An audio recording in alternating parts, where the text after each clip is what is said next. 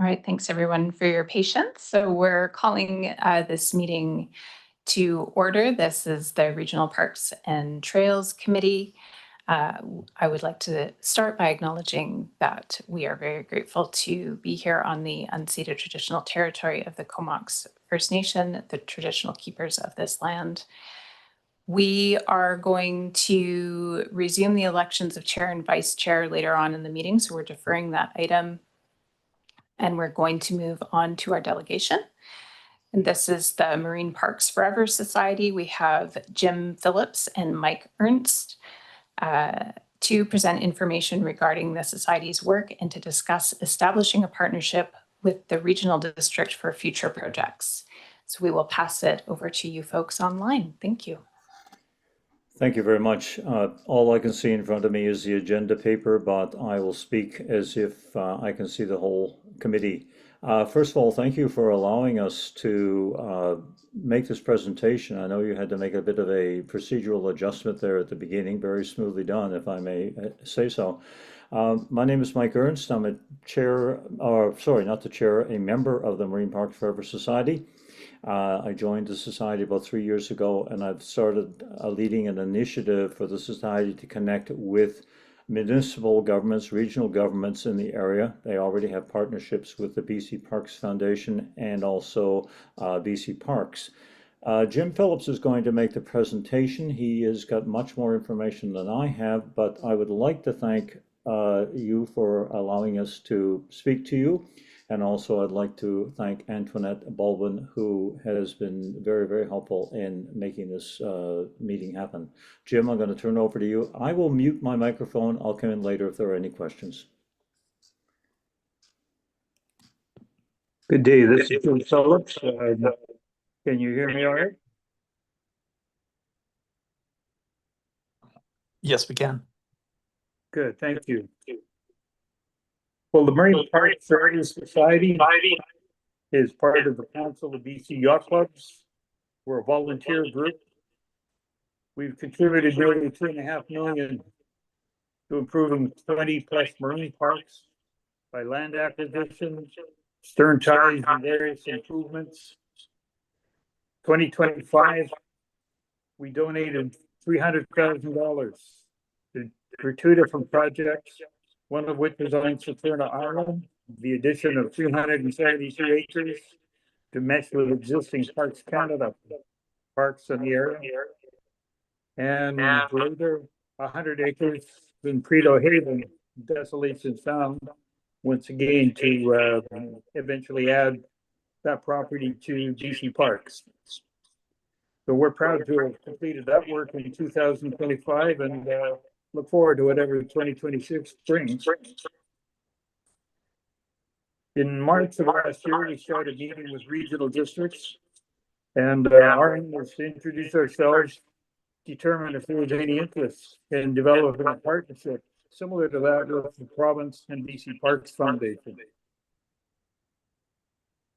So we have, as I mentioned, 20+ projects that we've done with the province and BC Parks Foundation. We've done one with a regional district, the other is CVRD, Cowichan Valley Regional District, where they took on Bede Island in Ladysmith Harbor, and we helped with improvements, stern tires, and so on. For us, acquiring marine areas for conservation is a priority. Our contribution to BC Parks and Parks Foundation projects helped secure 14 areas for conservation and marine recreation activities. We feel that similar possibilities exist with regional districts. So facilities for responsible marine recreation are another priority. This could include stern ties, mooring buoys, small docks for dinghies. So when we do this, the ownership of the land, stern ties, and moorings, of course, is transferred to our partners. So in conclusion, we would request that your Regional Parks and Trails Committee, if you have such an entity or other planners, consider the possibility of future partnerships. And also, could you advise us on steps we can take with the CVRD to achieve this goal? On behalf of BC Marine Parks Forever Society, thank you for your time. And any questions? Thank you very much for your presentation. Looking around the table, are there any questions? May I make a request? I believe you said there's a member from our society who is in the room. Could they come to the microphone to help in answering any questions if they are presented? Thank you. Thank you. Yes, we're getting nods.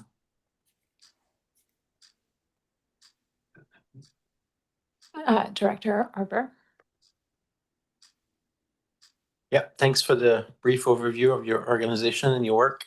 I'm just wondering if you have already identified some areas that you feel would be of interest in our part of the coast around the Comox Valley, and if you haven't, that's okay. I'm just curious to know if you've actually started scoping what potential sites could meet your objectives.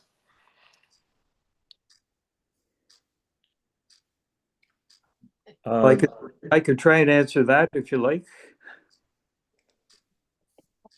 Yeah, go ahead. We have we have one of our members who lives in the area, Jennifer, I believe, is on the floor there with you. She might be able to add a little more to that than I have, but basically, starting from the south end of your boundaries, there are areas like Mud Bay. Mud Bay, if there are properties near to or adjacent to the existing park, that would be a possibility. Moving up to Denman Island. Sandy Islet is an existing park. Henry Bay is not, but frequently used by boaters, and a very, very popular beach. Once again, if there were acquisition possibilities that we could participate in, that would be helpful. Swinging over to Hornby Island, of course, there's a lot going on in Tribune Bay. A lot of BC Parks activity to expand things there. So we've kind of taken a step back, and we'll see what develops. I'm not aware of any possibilities there, but happy to see that expansion taking place. Once again, there's parks on I think it's Mount Jeffrey, that extends down to the shoreline on the west side of Hornby. Once again, it's provincial park, but if there's adjacent properties or something that would be tempting for CVRD, that would be a possibility. Those are a few that came to mind, once again, not being a resident, but being a cruising boater in that area. What are your thoughts? Thank you, Jennifer. Did you have was your name Jennifer? Yeah, it's a great name. Thanks. Go ahead. Oh, sorry. We'll just get you to push the button on your mic again. Thank you. Stand right beside me. Okay. I'm Jennifer Jennings. I'm from the Comox Valley Yacht Club, and I'm on the board of directors of BC Marine Parks Forever. Thank you for giving us a few moments. I think that Jim has given you a pretty good list of what we think we might like to talk to you about. But I also noticed that one of our ideas is that we might help you influence the provincial government to upgrade some of the provincial parks around here as well. So we'd like to add that too. Thank you. Thank you. Director Arbor, any further questions? Yeah, thanks. A lot of the sites you name are on the list I represent. I represent the communities from Fanny Bay to Hornby, Denman, and all the way to Royston. And I guess my main comment is differently from my perspective. A lot of the next number of years will be about as Comox First Nation implements their treaty. There's already some of the sites that you've identified that will pass on to Comox First Nation as part of treaty, and also I know they have a lot of interests in everything marine. So my advice to your group would be to consult early with them, because I would have a hard time seeing this commission making a move on anything without, we don't have as much depth of understanding as they do in terms of the marine environment. So I do appreciate though the work that you're doing, and I know that the creation of marine parks along BC in the last number of years has been very helpful to achieve a number of objectives, conservation objectives. So I really appreciate your work. And hopefully we get to interact again. Thank you, Director Brown. Thanks. Apologies for arriving late. I misread my calendar. So you may have covered this. Again, appreciate the work and particularly the funding that the organization has put towards conservation. And also coming from a family of boaters, recognizing the impact that boating has on the marine environment and whether that is a consideration that you've thought about and how we might reduce the impacts of boating in these vulnerable ecosystems. Shall I try to answer that, Jennifer? She's coming back up to the mic. Just give us one moment.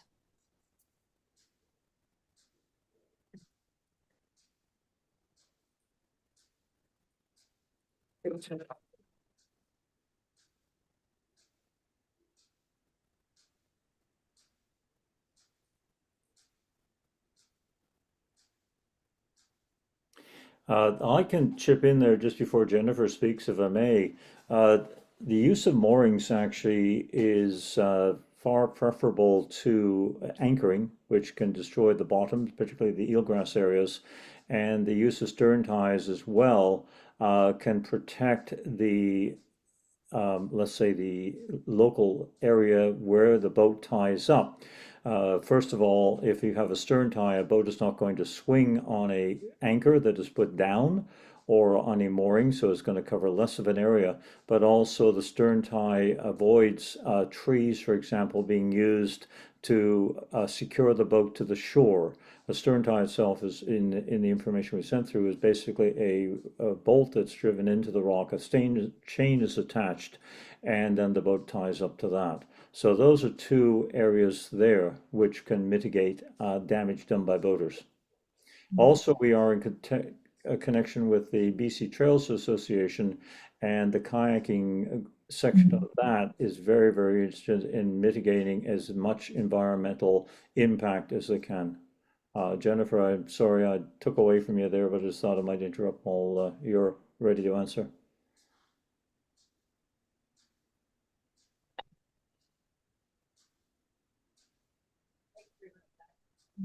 I think you said what I would have said. I probably would have.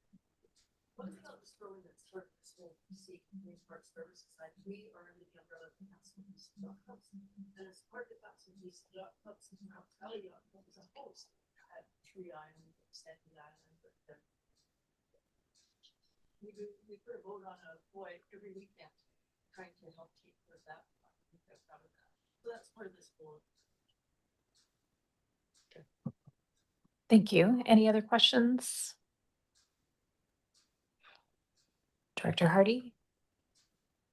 Yeah, I am just curious whether or not Jiajiang and Kuo and Hugh are areas that fall under the regional district's authority and jurisdiction.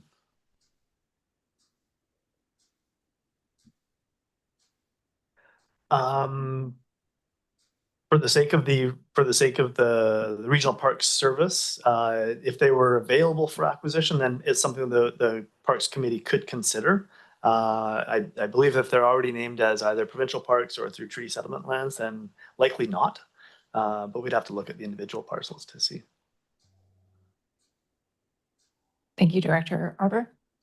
Yeah, and Director Hardy raised a good point there that a lot of the ocean environment is actually not under the jurisdiction of CVRD for planning purposes. It's under the jurisdiction of the Islands Trust. So the Hornby and Denman local trust committees might be really good places for you to present as well, because they basically come all the way to the shore of Vancouver Island in terms of their planning jurisdiction.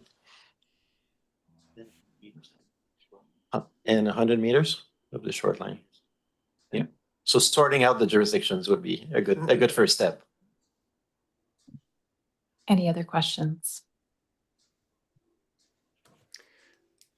Jim, I think- can you add anything on the jurisdictional issues? Yes, thank you. It's a good point. There are a number of jurisdictional sort of complications, if you like. In some cases, existing BC parks stop at the shoreline, at the high water mark. In other cases, they include a water lot that extends out some distance. Islands Trust, of course, would have a role in land use if there were new properties being defined. But the regional district, I think, has control or at least final say with regards to the designation of water lots, et cetera, which would be, I think, the biggest concern for us. With regards to putting stern ties, moorings in, et cetera, it's important to get the archaeological and the, any sensitivities from First Nations perspective on the table at an early stage, no question. So I think we would need to look at each property individually. When something comes up, could look at it seriously and pretty quickly figure out where the jurisdictions lie, whether it's the province, regional district, Islands Trust, or whether it's primarily an interest of First Nations. Great, thank you. And maybe I'll just turn it over to staff to comment on next steps. Thank you, Chair. And thanks to the delegation for presenting. The committee at these committee meetings doesn't typically make decisions around delegations that we hear from, but we do receive the information and may come back at a future meeting around some actions. Also, I think you've been speaking with Mark Harrison, our manager of parks. If not, you can certainly reach out to him afterwards, and he can explain that we are in the midst of the regional parks land acquisition strategy, and there's work to be done for the committee in that regard. But then future engagement with community organizations and groups like yours as well. So in terms of next steps, I think that this will come back to the committee at a future meeting, as well as just the ongoing work of the land acquisition strategy. Great, thank you. Thank you again for the delegation. We really appreciate it. And we will move on with our agenda. And again, I'm going to look to staff now that we have Director Brown here. Thank you. So I think now I would... Oh, sorry, may I just ask, is there somebody that we can keep in touch with within your organization about developments on that? For sure, yeah. Mark Harrison is our manager of parks. Could his email be sent to one of us, please? Yeah, we can certainly take care of that. We promise not to overload anybody with any additional work. It's just basically, this is the 6th presentation we've done out of 8. And with each regional authority, we're trying to get a contact person who we can communicate with, that if something does present itself or there's a change in your strategy, that we can adapt to that. It saves us having to go around the houses all the time. Sounds good. Yeah, we'll make sure that Mark reaches out. Okay, thank you very much for your time, and it has been very informative. Good luck with all that you have to do. I know you got your budget coming up and everything else, but thank you for your time. Take care. Thank you. To the committee, I think now I would suggest that the agenda go back to the selection of the chair and vice chair. And for that, Jake Martins will be presiding member. So thank you, former Vice Chair Mayor.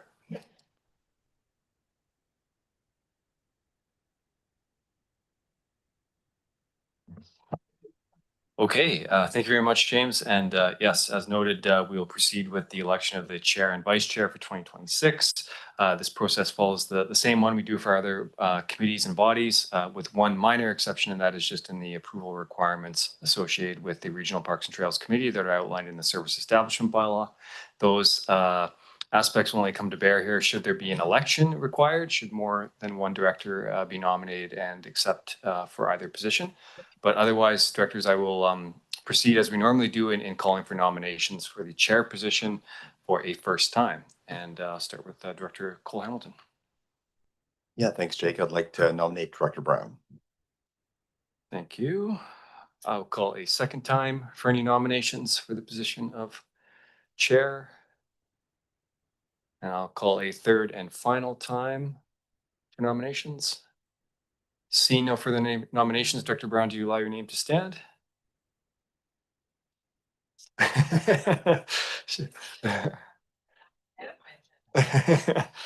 Thank you. She has confirmed in the affirmative. So with that, I'm pleased to announce you acclaimed as chair for 2026. And with that, we'll proceed to the vice chair process. So I will call out a first time for nominations for the position of vice chair. And Director Brown. I'd like to nominate Director Millier. Excellent. I'll call a second time for any nominations. And a third and final time.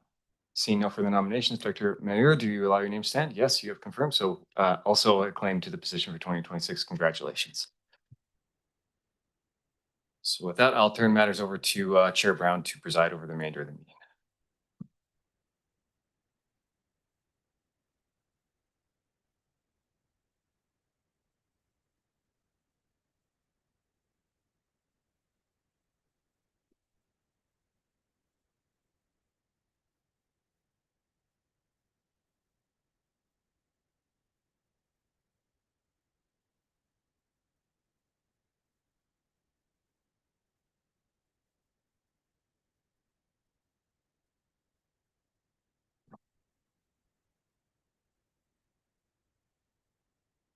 Okay, thanks everybody for your patience and for Director Millier for stepping in for me.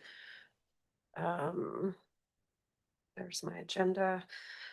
So I think our first action is to recognize that we are gathering and governing on the unceded traditional territory of the Comox Nation. And in particular, in this committee, considering both land and water conservation, a vast appreciation for their stewardship of this land since time immemorial. And can I have, do we need to just move into closed? Yeah. There's a recommendation there. Thank you. And we're closed.